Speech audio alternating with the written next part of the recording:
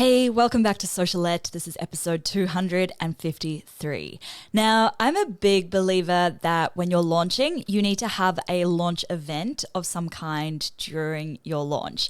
This is because a launch event works so well to kickstart your sales. Now, I won't dive into exactly how a launch event kickstarts your sales. In this episode, I will save that for a future episode. But in today's episode, I'm going to look at what kind of launch event you should do. So whether that's a webinar, a challenge, a video series, like the big idea, right, is that a big focus of the last few weeks of your pre-launch is to get people to sign up for this launch event, okay? But how can you decide what type of launch event to do? So let's have a look now. Let's look at some of the pros and cons of the most popular types of launch events. First up, webinars. Now, webinars are my favorite way to launch because they work. Oh my goodness.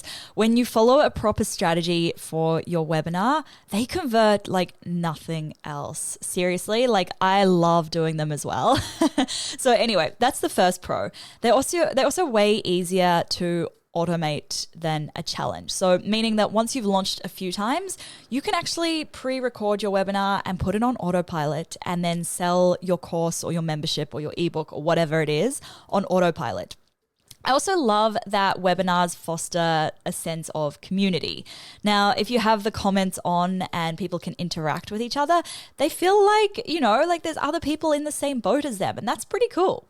Webinars also provide really great social proof. Now, for example, when you're selling a course or a membership or something and somebody buys one at the end of your webinar and they comment in the chat box saying that they've just purchased your course or your membership, that is amazing social proof. That signals to the other people who are attending that they should be buying your online course as well.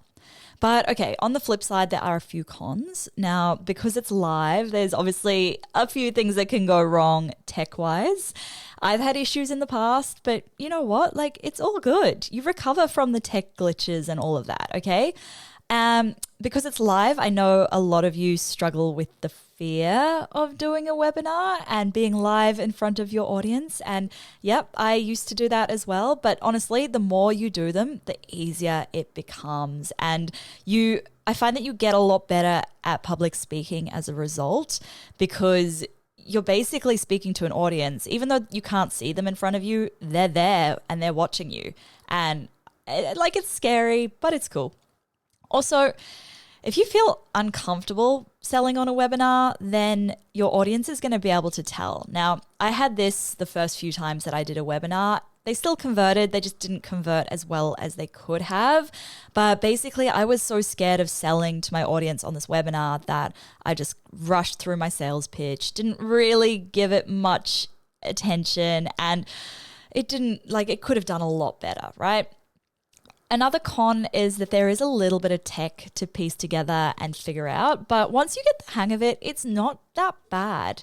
But honestly, tech is one big reason why I decided to add a mentoring component to my launch strategy packages, because I know a lot of people get stuck setting up the tech side. So when they have access to me via Voxer and via our monthly one-on-one mentoring calls, they can ask me all of the questions. I can screen share and show them how I'm doing things, how to set things up. It's super easy, right? And they can Voxer voice message me at any time when they get stuck on the tech. Okay, so the next type of launch event I'm going to look at is challenges. Now, it's been a while since I've done a challenge launch in my own business, probably about a year or so.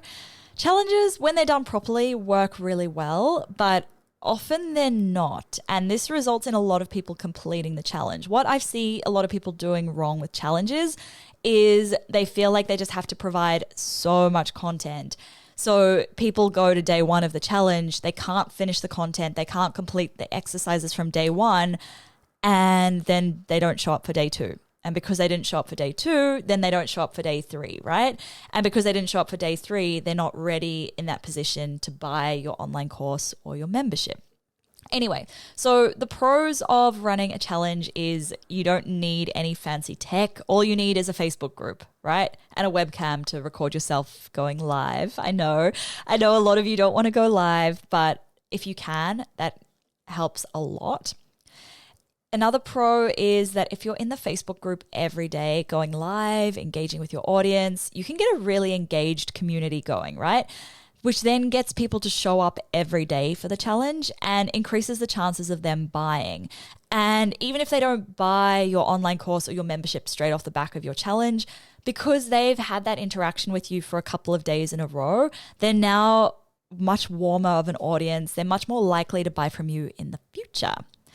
Because you're doing your sales pitch on the last day of the challenge, this is another pro of a challenge, by the way, you can adapt it and you can refine your sales pitch during the challenge based on what participants want and need. So the questions that they're asking, what they're saying in the group, all of that. And then that way, when you launch your product, they feel like it was custom made for them and their problems. But okay, so running a challenge does have a couple of cons. So firstly, retention can be a real issue. Like I mentioned, people do drop off every day. If you don't get 100% of the people who signed up completing day 3 or day 5 or whatever, don't stress, because that is completely normal. People have busy lives. They sign up for challenges and then they never complete them. I mean, think of how many challenges you might have signed up for and not completed. This is exactly the same. Now, you'll also need to block out in your calendar a significant chunk of time each day, because really, like when you're running a challenge, people are going to be asking questions in the group. And honestly, I found like one of the things that influences how well a challenge works is how engaged you are with your audience, right? You need to be in that group, building that connection, encouraging engagement, all of that. The best challenges that I've been in work because everyone's in the community feeding off that atmosphere, right? Another con of running a challenge is there tends to be a lot less urgency to buy than in a webinar, right? Because when somebody's in a webinar and you're offering a fast action bonus, so a bonus when they purchase before the end of the webinar, that's a lot of urgency, right? They have like maybe half an hour to act, right? But in a challenge, you can't really offer that same kind of fast action. It might be a 24-hour bonus, which isn't quite the same as offering a bonus that's only available for half an hour. Now, let's look at the next type, video series. Now, a video series is kind of similar to a challenge, but what I guess the big differentiating thing is it tends to be like on a standalone page rather than in a Facebook group. And usually it's not consecutive days. So you might have a few days in between each video, and the videos tend to be pre-recorded rather than live in the Facebook group. You probably will find there aren't as many like worksheets and supporting things as well. Okay. Now, I guess one of the cons of a video series is you miss out on the community aspect, but you can always create a pop-up Facebook group to go with it. That's something you can do. Now, pros of a video series: super easy to set up, really. Like you can host it on your existing website, just send a link to your email list each time you release a new video in the series. Once you know that video series converts, you can automate it pretty quickly, pretty easily. Another pro is that you don't have to show up live. Now, for some of you, this is going to be a pretty big pro, especially if going live is something that absolutely terrifies the pants off of you. Although I would always suggest that you work through that fear of going live. You push through it and just give it a crack, because nobody loved going live the first time they went live, right? It's something we learn to do over time. We get more comfortable with it and it gets easier, trust me. Now, another pro of a video series is you can run it over a longer time period than a challenge, so that they get like 2 to 3 days to watch and complete each video rather than having only 1 day to complete it. Some of the cons of a video series. Now, there tends to be a lot less urgency to buy than there is in a webinar. It also misses the community aspect, like I mentioned before, which means that people can lose interest a lot quicker, and then you're missing out on that social proof element as well. Also, people feel like they can just watch the videos whenever, which means that there's no real urgency for them to get around to watching them. So I guess one way you could get around this is to add an expiry date for each video. Ultimately, I know I've looked at 3 different ones. There are other ways you can launch it, but ultimately the best launch event for you is the one that you feel most comfortable with. Like, your first webinar is not going to be amazing. And that's totally okay because you learn, you get better with practice. That is this magical thing about running a business, okay? We can practice, and things don't have to be perfect the first time around. Seriously. So anyway, if you're scared of doing a webinar because you want it to be perfect and you don't think you can make it perfect, don't stress about making it perfect, okay? You could even consider doing a combination of launch events. Like my first ever course launch was a challenge with a webinar then at the end.